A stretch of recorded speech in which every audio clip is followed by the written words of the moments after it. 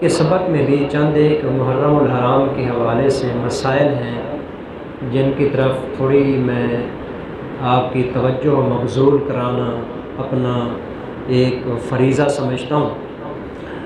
ان میں سب سے پہلا مسئلہ یہ ہے کہ آج کل ہمارے ہاں محرم کا مہینہ شروع ہوتے ہی نکاح کرنے کو برا سمجھا جاتا ہے کہ محرم کے اندر نکاح کرنا نعوذ باللہ یہ کوئی نحوست کی بات ہے۔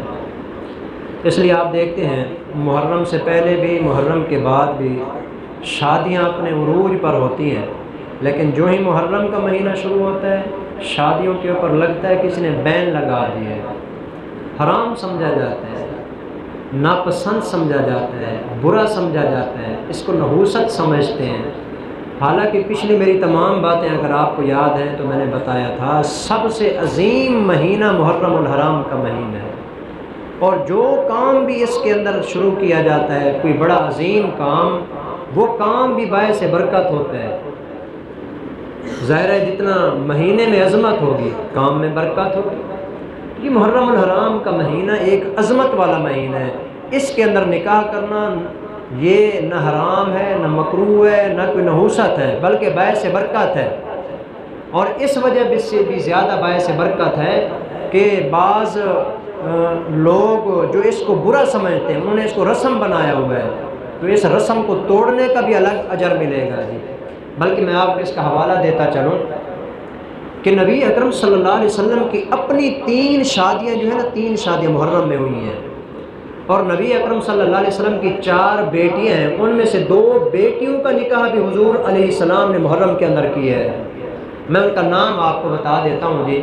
سب سے پہلا نکاح حضور علیہ السلام کا ہوا ہے جی حضرت خدیجہ کے ساتھ جی، جس سے آپ علیہ السلام کی ساری اولاد ہے جی، بیٹے بھی ہوئے بیٹیاں بھی ہوئیں، ساری بیٹیاں ہی حضور علیہ السلام کی حضرت خدیجہ سے ہیں۔ حضرت خدیجہ کا رسول اللہ صلی اللہ علیہ وسلم کے ساتھ جو نکاح ہوا ہے نا وہ محرم کے مہینے میں ہوا ہے۔ حضرت ام سلمہ رضی اللہ تعالیٰ عنہ حضور کے ساتھ نکاح ہوا تو بھی محرم کے اندر ہوا۔ حضرت صفیہ کا جو حضور کے ساتھ نکاح ہوا ہے یہ بھی محرم کے مہینے میں ہوا ہے۔ یہ تو 3 حضور کی ازواج ہو گئی، 2 بیٹیاں رسول اللہ صلی اللہ علیہ وسلم کی، ایک حضرت ام کلثوم حضرت عثمان کے ساتھ نکاح ہوا محرم کے مہینے میں۔ آگے والا جو حوالہ دینے لگا ہوں میں اس کے اوپر تھوڑا سا توجہ فرمائیں گے۔ میں اپنی کتاب کا حوالہ نہیں دے رہا، شیعوں کی ایک کتاب ہے، ان کے بہت بڑے زبردست قسم کے اپنے آپ کو عالم کہلاتے ہیں، مجتہد عالم ہیں، ان کے بہت بڑا مرتبہ اور رتبہ ہے، بہت پہلے زمانے کے عالم ہیں جی۔ ان کی کتاب ہے جی جلاء العیون، ملا باقر مجلسی۔ انہوں نے کتاب کے اندر لکھا ہے کہ حضرت علی اور حضرت فاطمہ کو جو نکاح اور شادی ہوئی ہے نا 21 محرم کو ہوئی ہے، سن 4 ہجری کے اندر۔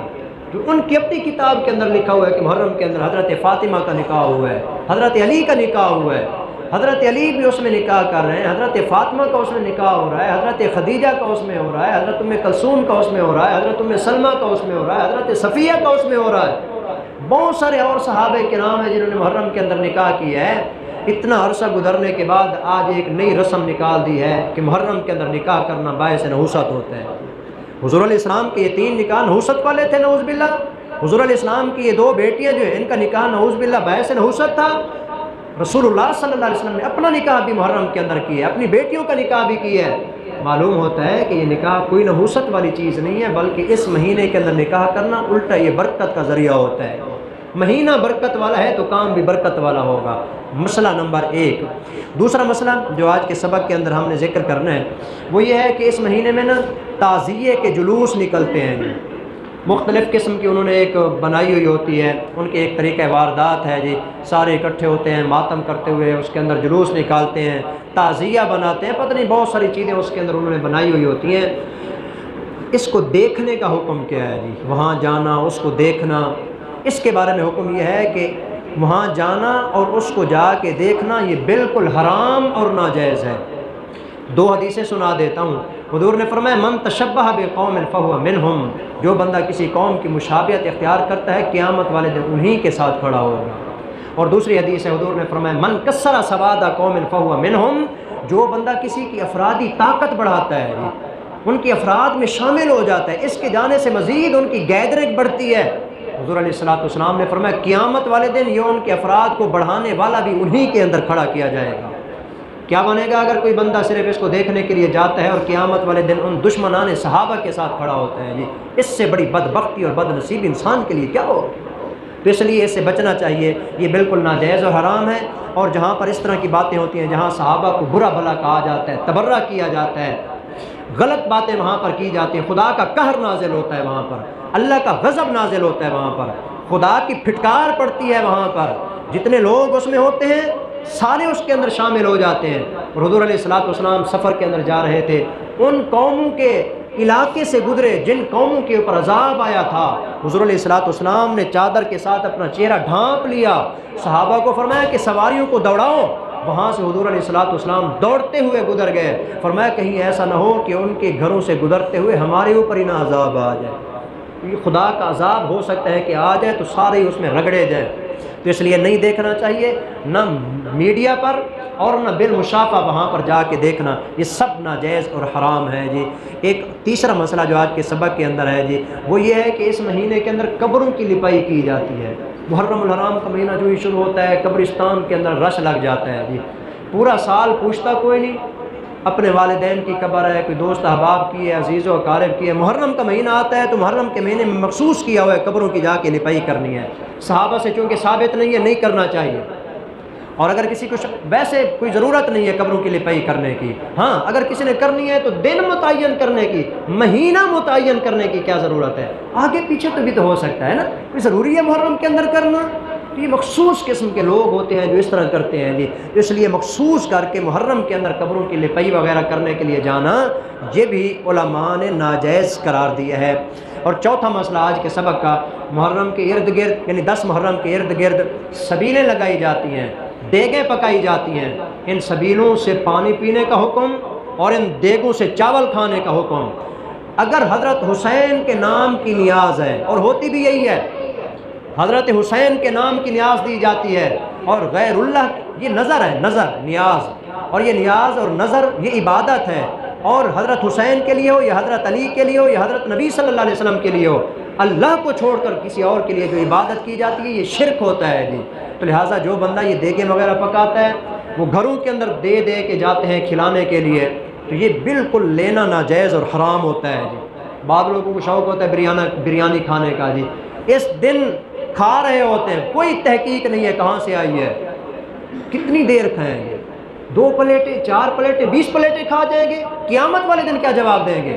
صحابہ کے اوپر تبرہ کرنے والے لوگ، دشمنان صحابہ جو صحابہ کو برا بھلا کہتے تھے، ان کے گھر سے آیا ہوا کھانا تم نے اس وجہ سے کھایا تھا کہ وہ صحابہ کرام کو اس دن برا بھلا کہہ رہے تھے، قیامت والے دن حساب دینا پڑے گا۔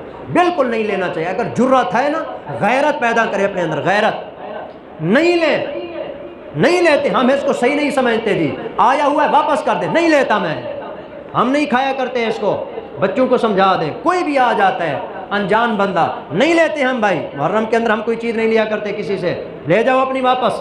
اگر اتنی جرت نہیں ہے، بزدل آدمی ہے جی، غیرت نہیں ہے اپنے اندر، پھر مجبوری ہے لے، لیکن استعمال کرنا پھر بھی جائز نہیں ہے، استعمال نہیں کر سکتا، یہ غیر اللہ کے نام کی نیاز اور نظر بالکل حرام ہوتی ہے جی۔ اسی طرح ان کی سبیلوں کے اوپر لگایا ہوا جو پانی ہوتا ہے، ایک گلاس پینا یہ بھی ایسے ہے جیسے حرام پی رہا ہے جی، کیونکہ یہ بھی غیر اللہ کے نام کی نظر و نیاز ہوتی ہے۔ ان میں سے کسی بھی چیز کو استعمال کرنا یہ جائز نہیں ہوتا۔ آخری مسئلہ، اس دن بعض لوگ نا پھر اپنے گھر کے اندر چیزیں پکا لیتے ہیں، 10 محرم ہے، چلو دوسروں کے گھر سے بھی تو آئے گی نا، اس لیے جو ہے نا چلو ہم خود ہی جو ہے نا کر لیتے ہیں۔ اور ایک حدیث بھی عام طور پر سنی ہوگی، شاید آپ نے بیان کرتے ہیں، مولوی بھی ایسے ہی بیان کر جاتے ہیں، جھوٹی موٹی جو بھی حدیث آ جائے بس کوئی عربی عبارت مل جائے اس کو حدیث بنا دی ہے، پتہ شتہ نہیں ہے کہ حدیث ہے بھی صحیح کہ نہیں ہے، بس ایک حدیث بنائی ہے کہ جو 10 محرم کو اپنے گھر والوں کے اوپر کھانے پینے میں وسعت کرتا ہے نا، زیادہ کھلاتا پلاتا ہے، تو پورا سال اس کے لیے رزق کے دروازے کھل جاتے ہیں۔ یہ انہوں نے بنائی ہوئی ہے، پتہ نہیں کہاں سے حدیث لی ہے، حالانکہ تمام علماء نے لکھا ہے کہ یہ حدیث موضوع من گھڑت قسم کی ہے، اس کا کوئی وجود نہیں ہے جی، حضور علیہ السلام کا فرمان نہیں ہے، اپنی طرف سے ایسے بنائی ہوئی ہے۔ تو اس لیے اپنے گھر کے اندر بھی اس کا اہتمام کرنا، اس کی بھی شرعاً کوئی اجازت نہیں ہے۔ عام روٹین کے مطابق جیسے دن گزارا جاتا ہے، 10 محرم کا دن بھی بالکل اسی کے مطابق گزارنا چاہیے۔ ہاں وہ مقدس دن ہے، روزہ رکھیں، قرآن کی تلاوت کریں، ذکر اذکار کریں، روزہ افطار کرتے ہوئے کچھ اہتمام کرنا ہے تو آپ استعمال کر سکتے ہیں، کوئی حرج کی بات نہیں ہے، کیا جا سکتا ہے، روزہ بھی رکھا جا سکتا ہے۔ میں پچھلے دنوں یہ درس دے رہا تھا، روزے کی فضیلت بیان کر رہا تھا کہ جو 10 محرم کا روزہ رکھے، حضور نے فرمایا کہ اللہ پاک اس کے پچھلے سال کے گناہ معاف کر دیتے ہیں۔ ایک ساتھی مجھ سے پوچھنے لگا جی کہ میں بیر کھڑا تھا، ایک عورت نے آ کے بتایا 10 محرم کو روزہ رکھنا سرے سے حرام ہے۔ کیوں بھائی؟ اس لیے کہ اس دن یزید کی ماں نے روزہ رکھا تھا، یزید کی ماں نے روزہ رکھا تھا، اس لیے اس نے روزہ نہیں رکھنا چاہیے۔ ارے بدبختو، اگر کوئی آدمی کسی دن روزہ رکھ لیتا ہے، یزید رکھے یا اس کی ماں رکھے، جو بھی روزہ رکھے، تو آپ روزہ چھوڑ دیں گے؟ وہ نماز پڑھے نماز چھوڑ دیں گے؟ حضور کا فرمان ہے روزہ رکھو اجر ملے گا، آپ کہتے ہیں کہ یزید کی ماں نے روزہ رکھا نہیں رکھنا چاہیے، کہاں سے نکالا ہے؟ اس لیے میرے بھائیو، یہ تمام خرافات ہیں جو ہمارے اس ماحول کے اندر بنا دی گئی ہیں، ان تمام خرافات سے خود بھی بچنا چاہیے اور اپنی آنے والی نسلوں کو بھی بچانا چاہیے۔ یہ ہم سب کے فرائض میں شامل ہے۔ اللہ ہم سب کو ان تمام بدعات اور رسم و رواج سے بچنے کی توفیق عطا فرمائے۔ وما علینا الا البلاغ المبین۔